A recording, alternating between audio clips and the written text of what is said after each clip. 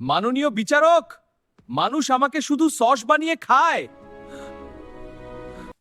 আমি চোখ ভালো রাখি, কিন্তু মানুষ আমাকে কম খায়।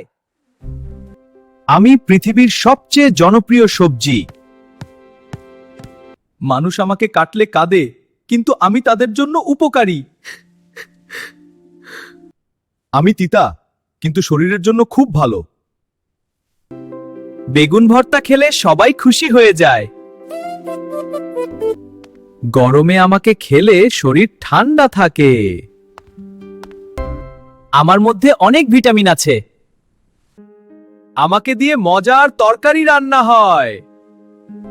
আমরা সবজি, আমাদের খেলে শরীর সুস্থ থাকে, তাই প্রতিদিন সবজি খাও, সুস্থ থাকো।